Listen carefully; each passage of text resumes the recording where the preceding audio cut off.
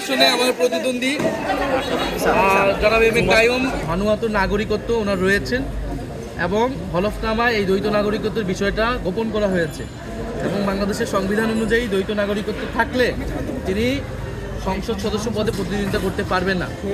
এবং যেহেতু ইলেকশন কমিশনের যে সময়টা ছিল আপিল করার, সেটার পরে আমরা এই তথ্যটা পেয়েছি, ফলে কোর্টে যাওয়া ছাড়া এটা উপায় ছিল না। ফলে এই এলাকার একজন শুধু প্রার্থী না, এই এলাকার একজন নাগরিক হিসেবে, এলাকার একজন ভোটার হিসেবে আমরা সংবিধান লঙ্ঘন করতেছে বা আইন লঙ্ঘন করতেছে এরকম একজনকে আমরা আসলে মনে করি না এই এলাকা তিনি জনপ্রতিনিধিত্ব করতে পারবেন।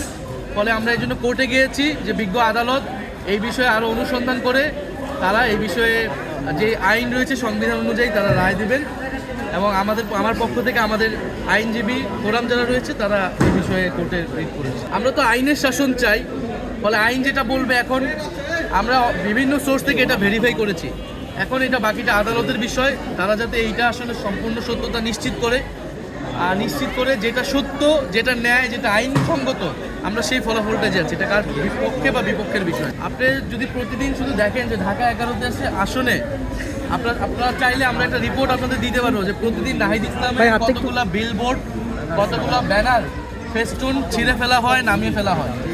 আমরা এই রিপোর্টটা দেখলেই এবং কর্মীদেরকে নানা ধরনের হুমকি দেওয়া, যারা আমাদের সমর্থক রয়েছে তাদেরকে প্রত্যক্ষ পরোক্ষকে হুমকি দেওয়া, ফলে এটা দেখলেই বোঝা যায় যে নাহিদ ইসলামের আসলে যদি এই অবস্থা হয় তাহলে সারা বাংলাদেশের আসনগুলো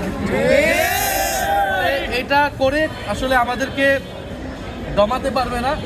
মানুষজন এটাতে আরও ক্ষুব্ধ হচ্ছে এবং মানুষজন আমাদের পক্ষে আরও বেশি নামতেছে এবং মানুষজন আসলে এই ধরনের কোনো ভয়ভীতির তোয়াক্কা না করে 12ই ফেব্রুয়ারি ভোট কেন্দ্রে আসবে এবং ইনশাল্লাহ 11 দলীয় জোট এবং সাপলাকলের এইখানে বিপুল ভোটে আমরা এখানে আমাদের পক্ষে আমরা ফলাফল পাবো।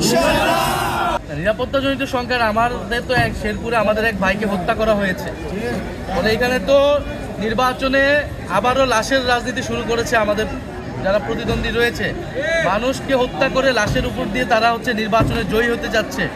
সেই আগের আমলে, আওয়ামী আমলে আমরা যা যা দেখেছি তার সব কিছুই কিন্তু আবার দেখতেছি আমরা ফিরে আসছি এবং 12ই ফেব্রুয়ারি যে ভোট কেন্দ্র দখল যে হবে না তারও আসলে কোনো নিশ্চয়তা আমরা পাচ্ছি। ফলে সেইটা আসলে চেষ্টা করেও লাভ হবে না, কারণ আমরা এবার ঐক্যবদ্ধ আছি। 12ই ফেব্রুয়ারি ইনশাল্লাহ আমরা আমাদের জনগণের যে ভোটাধিকার, সেই ভোটাধিকার আমরা রক্ষা করে আমরা 12ই ফেব্রুয়ারি ঘরে ফিরব।